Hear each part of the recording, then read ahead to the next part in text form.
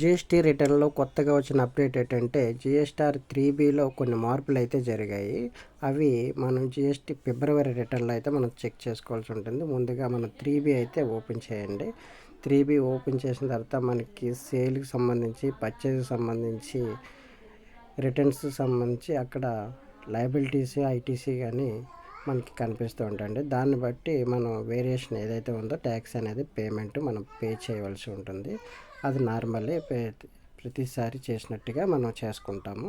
ఆ లయబిలిటీ అనేది adjustment payment అయిపోయిన తర్వాత మనకి పేమెంట్ అనేది ఇక్కడ అడ్జస్ట్మెంట్ జరుగుతుంది. అడ్జస్ట్మెంట్ అనేది కంప్లీట్గా అయిపోయింది. మేక్ పేమెంట్ కంప్లీట్ అయిపోయిన తర్వాత చాలానా కంప్లీట్ అయిన తర్వాత మనకి ఇక్కడ కొత్తగా వచ్చింది ఏంటంటే ట్యాక్స్ లయబిలిటీ అనే ఆప్షన్ అయితే కొత్తగా వచ్చిందండి. దానిపైన క్లిక్ చేయండి.